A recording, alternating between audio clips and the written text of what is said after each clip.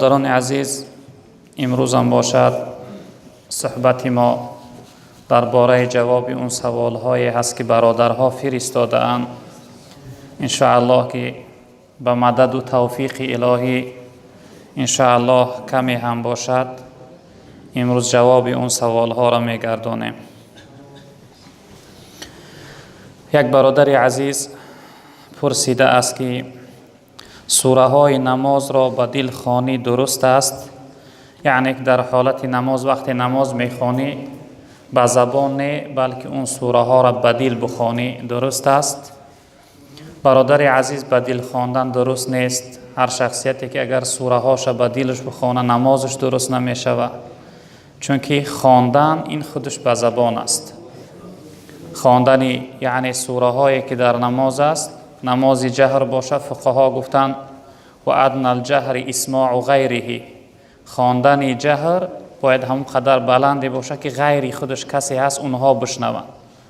و ادنى المخافته اسماع نفسه، و خواندن نماز پست شنیدن نفس خودی شخصیت است. یعنی انسان هم قدر بخونه هم قدر زبانش حرکت بتیه که یعنی حرفا از زبان برآیند، خودش بدانه خودش بفهمه که چی خوانده ایستاده. یعنی با آهسته و پست بخونه که حتی زبانش حرکت نکنه، در این صورت هم نمازش درست نمیشه. چون که قرائت خواندن آیت در نماز فرض است. در نمازها اکثر نمازها قرائت خودش فرض است. وقتی فرض که به جا نیاید نماز انسان درست نمیشه.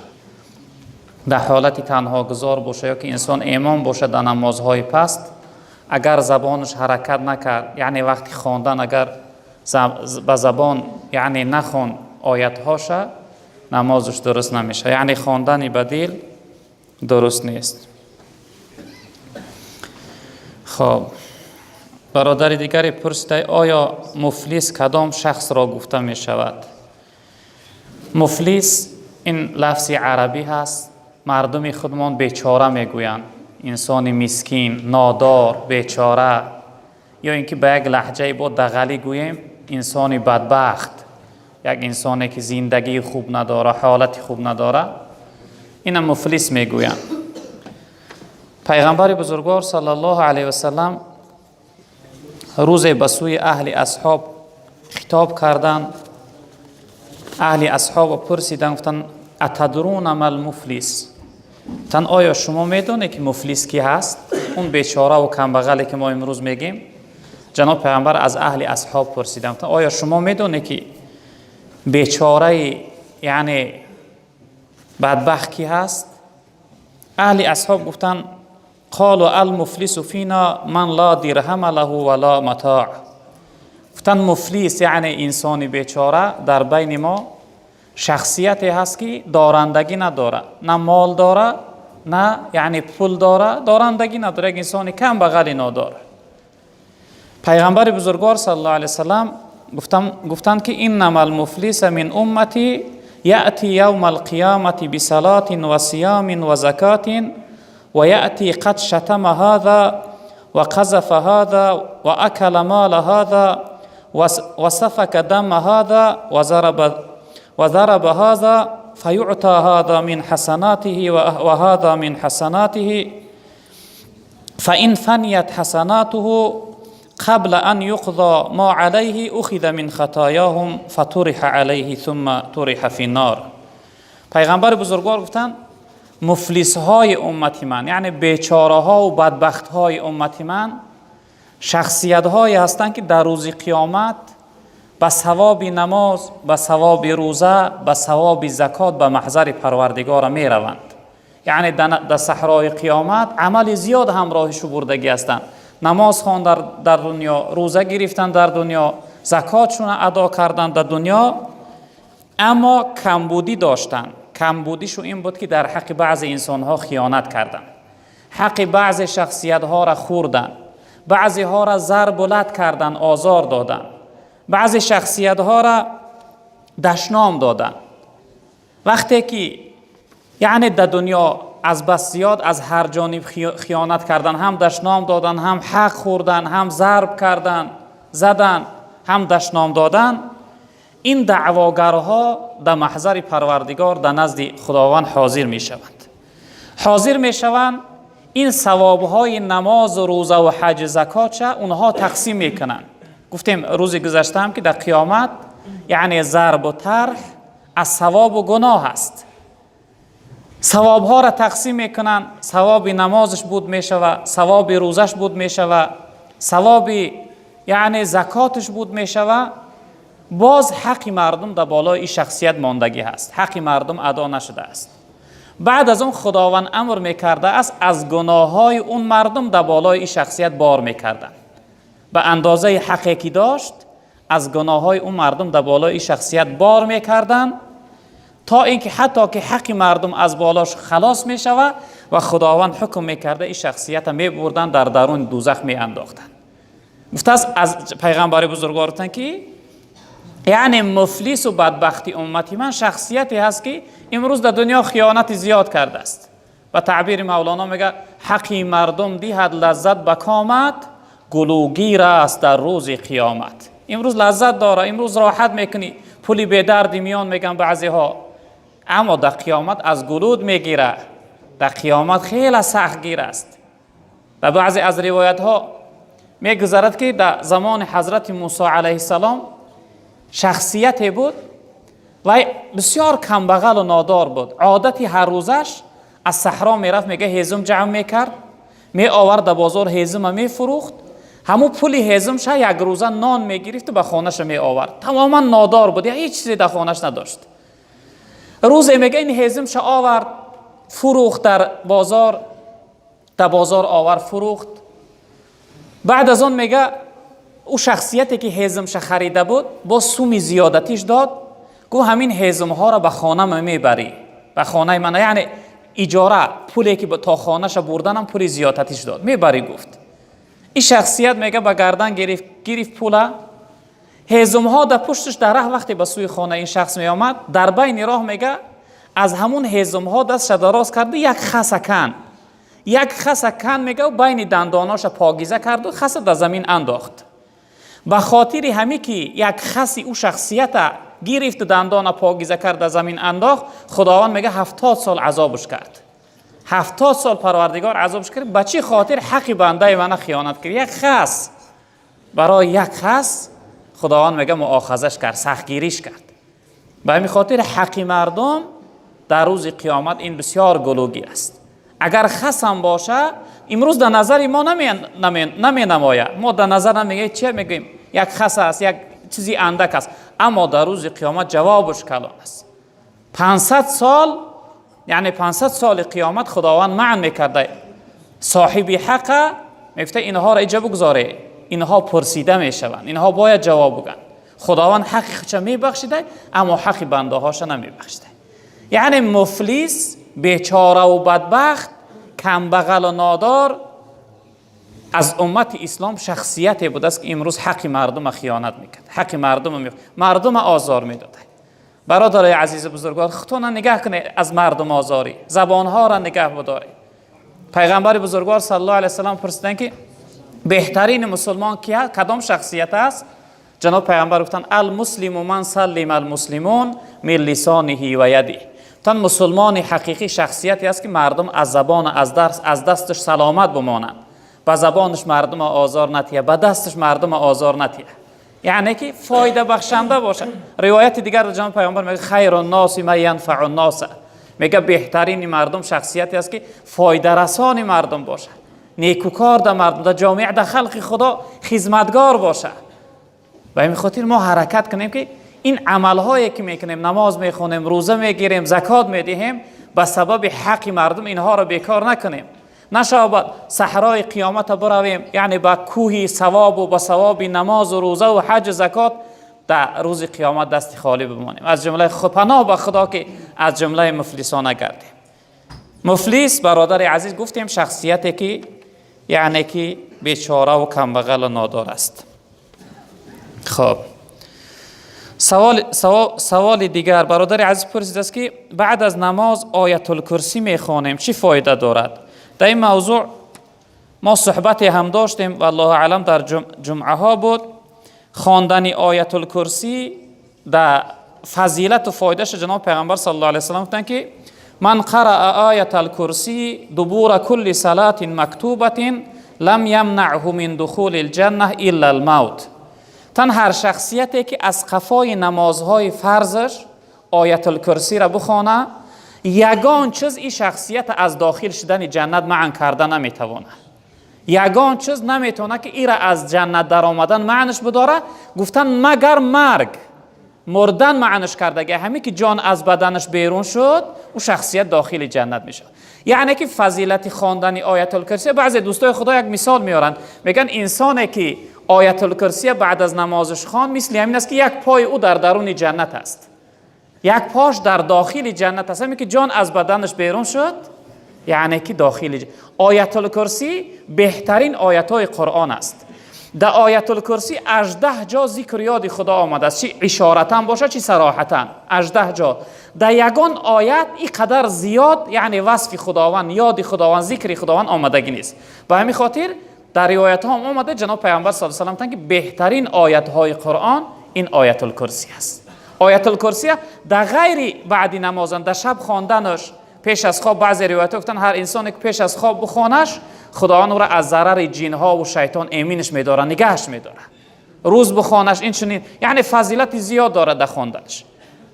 به همین خاطر چی در روز باشه چی در شب باشه حرکت کنه که خواندن آیت الکرسی برادر عزیز وظیفه کنه. بعد از نماز گفتم این برادر پرسید که بعد از نماز میخوانیم چی فایده داره؟ فایدهش همین است که سبب داخل شدن جنت انسان میشه. جناب پیامبر گفتن کسی که بعد نماز خواندش هیچ یگان چیز او را از داخل شدن جنت معنی کرده نمیتونه. یعنی که ان شاء الله رب العالمین بعد از مرگ به سبب فضیلت این آیت بزرگ داخل جنت میشه. خب سوال دیگر، کودک ها از چند سالگی باید نماز خوانند؟ کودک از حالت بلاغتش باید که در گردنش نماز خواندن فرض می شود. اما اگر پیش از بلاغت یعنی از سن 6 سالگی و 7 سالگی کودک نماز خوان شود، تا وقتی بلاغتش خداوند ثوابش در نامه اعمال پدر و مادرش نوشته میگردونه. و سن بلوغ یعنی بلاغت پسر 12 ساله هست و دختر 9 ساله. البته بعضی از فقها گفتن که بعضی انسان‌های دردمند، بعضی انسان‌های معیبی خراب و لاغری هستن که اونها دیر به بلاغت میرسن، تا سن 14 سالگی میکشیده، چی پسر باشه چی دختر. انسانی که یعنی دردمند باشه، یعنی وقتی بلاغت انسان همون لحظه است که مرد باشه احتلامی میشوه، به لهجه خودمون میگیم شیطانش میزنه. دخترک باشه اگر یعنی شوهر خواهنده میشوه، یعنی شوهرش میفاره، شوهر میخواه. از همون حالت بلاغت انسان میرسه، همون حالتش که پیدا شد در بالاش در گردنش نماز فرض میشوه، روزه گرفتن فرض میشوه، یعنی امرهای شریعت در گردنش فرض میشوه. اما اگر پیش از این یعنی دختر پیش از 9 سالگیش، پسر پیش از 12 سالگیش وقت عبادت کرد، نماز خوان شد، او شخصیت ثوابش در نامه اعمال پدر و مادرش نوشته میشه. پیغمبر بزرگوار صلی الله علیه و سلم گفتند که مروا اولادکم بالصلاه و هم ابناء 7 سنین. تان فرزنداتون امری به نماز کنه از سن 7 سالگی، یعنی تا اینکه به نماز عادت کنه. وقتی 9 ساله و 10 ساله و 12 ساله شد، وقتی نمازش گفتی سختش نرسه، ناراحت نشوه. ای سن کودکی، ای سن 7 سالگی پیغمبر بزرگوار صلی الله علیه و سلم که امری به نماز کنه کودکاتون. خب و ضربوهم علیها و هم ابناء 10. گفتن در سن 10 سالگیش اونها را بزنه، ضرب علم آور، ضرب مقصد اینه زدن نه که اونها مقصد معیب شوند، زدن که برای ادب باشه، برای ادب آموزی. در 10 سالگیشو بزنیشو جناب پیغمبر گفتن وقتی نماز خواندن که به گردن نگرفت کودک، در سن 10 سالگیش پیغمبر بزرگوار گفتن بزنیش. و فرق بینهم فی المضاجع. ای سن 10 سالگی پیغمبر بزرگوار گفتن دختر از پسر جای خوابشون علاهیده کنه، جدا کنه. اگرچه خواهرش باشه، اگرچه اپش باشه، شاید که وقتی که مقصد شوهر خواهنده شده و بلاغت رسید، این شیطان فریب میکنه. شیطان چی انسانهای بزرگ از راه زده است، بیچاره طفل کودک چی است؟ با همین خاطر پیغمبر بزرگوار گفتن کودک ها را از سن 10 سالگی جاهای خوابشون علاهیده کنه، یعنی که یک جایه نباشه.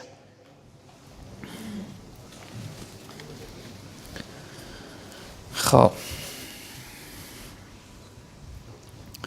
چه برادر عزیز پرسیده است که درباره صلوات خواندن به جناب پیغمبر صلی الله علیه و سلم چی ثواب دارد؟ یک چیزی میگفتید.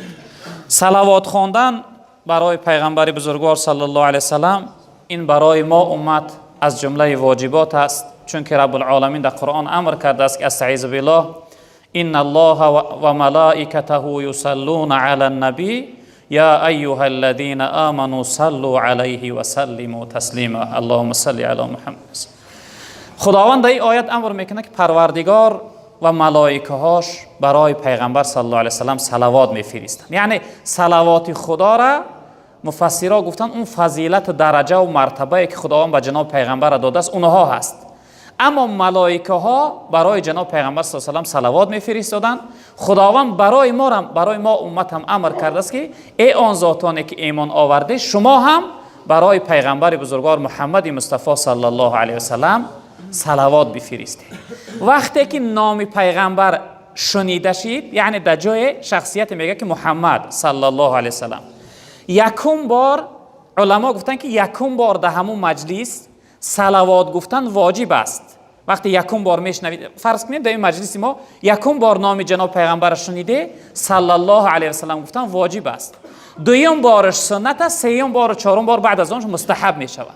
اما بعضی از علما گفتن که هر باری که انسان شنید در گردنش واجب است، چون که اینجا خداوند امر کرد که برای پیغمبر صلوات بفرستید. خب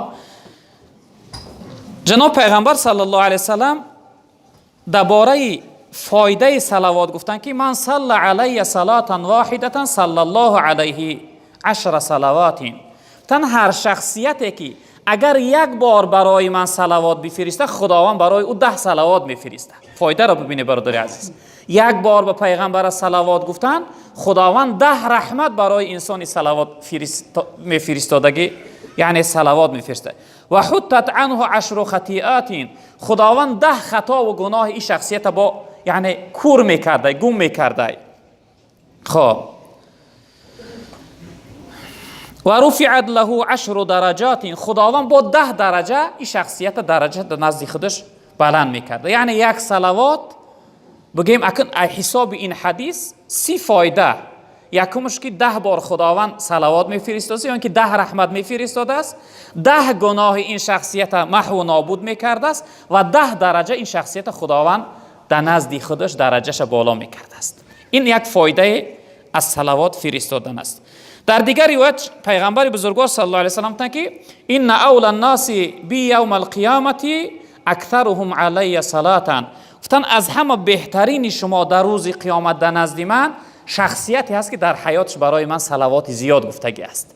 یعنی شخصیتی که در دنیا در حیاتش زیادتر به من صلوات فرستاده است، این شخصیت گفتن از همه بهترین شما در روز قیامت و قریبترین نزدیکترین شما به من است. در روایت دیگر گفتن این افضل ایامکم یوم الجمعه، گفتن بهترین روزها برای شما روز جمعه است. فاکثروا علی من الصلوات فیه، گفتن در این روز برای من صلوات زیاد بگید. جناب پیغمبر گفتن فان صلاتکم معروضه علی، زیرا اینکه گفتن صلوات های شما را یعنی که به من میرسانند، به من عرض میکنند، برای من یعنی ملائکه ها میرسانند. یعنی وقتی که ما و شما با پیغمبر بزرگوار صلی الله علیه وسلم صلوات میفرستیم، صلوات ما را ملائکه های مخصوصی بودن که از نام شخصیت ما به روح مطهر رسول اکرم صلی الله علیه وسلم میرساندند. حتی در یک روایت پیغمبر بزرگوار گفتن که البخیل من ذکرت عنده ولم یصلی علیه، گفتن از همه بخیل ترین شما همون شخصیتی هست که در نزدش برای من صلوات میفرستند، در نزدش نام من میگیرن و او شخصیت به من صلوات نمیگه. یعنی وقتی انسان نام محمد صلی الله علیه وسلم را شنید صلوات که نگفت، جناب پیغمبر از همه بخیل ترین شخصیت همون شخصیت است. در یک روایت پیغمبر بزرگوار صلی الله علیه وسلم فرمودند که روز حضرت جبرائیل علیه السلام نزد من حاضر شد و برای من گفت که ای محمد، گفت وقتی جبرائیل آمد گفت چهره شدیدم دیگرگون بود، بسیار یعنی بیخود بود. به سوی جبرائیل علیه السلام گفتم که آیا چی حالت است برای شما؟ حضرت جبرائیل گفت یک حادثه را برای من نقل کرد. حادثه این بود که حضرت جبرائیل علیه السلام وقتی که از مکانش یعنی پایان میشده نزد جناب پیغمبر آمدن، در بین راه دید است که یکی از ملائکه ها بال و پرش وجودش سوخته از بسیار در حالت سخت و وزوین است. حضرت جبرائیل که بهترین ملائکه ها هست نزد خداوند دعا کرده، گفته ای پروردگار این ملائکه یعنی این پیرو امتی من چی شده باشه؟ خواست از دعا کنه که ای پروردگار گناهی را عفو کن، یعنی از این حالت رنج و مشقت خلاصش کن. این چی گناه کرد که این عذاب کرده، بال و پرش سوزانده؟ رب العالمین گفته که تو حق نداری برای شفاعت کردن ای، تو حق نداری جبرائیل که تا اینکه دعا کنی و من ای را ببخشم. بعد میگه گفتم ای پروردگار کی حق داره؟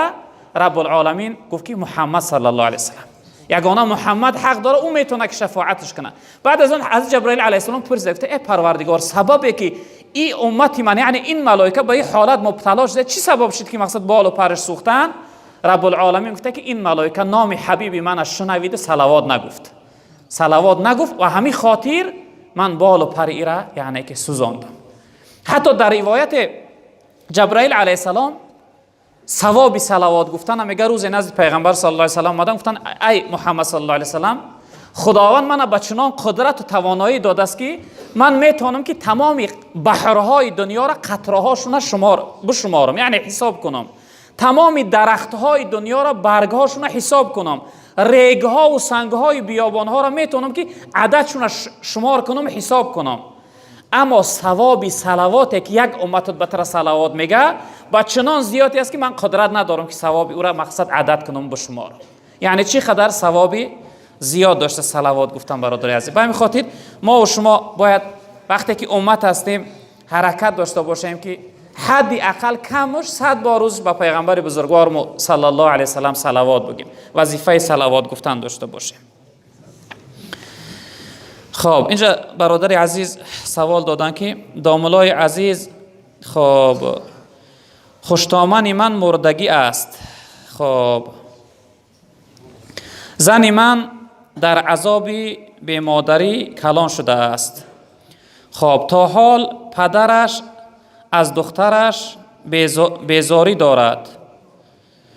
خب حرمت این خیل پدری ناشکر جایز است و من که دامادش هستم خب زنگ میزنم با زنم صحبت کنم تلفنم را خاموش میکند یا خب گپهای سختی قبیح میزند. من حرمتش نکنم یا همراهیش گپ نزنم گناهگار میشوم. زنم را هم خب نمانم خانه اشان رفتن. این برادر یعنی که از خسرش بگیم شکایت کرده است که پدر یعنی مادر همسرش خوشتامنش وفات کردگی بوده، خسرش یعنی زنی دویم داشته، این خسرش از روی دویم زن شده، این دخترش بگیم این زن این برادر یعنی چشم دیدن نداشته، با او خوب مناسبت نداشته.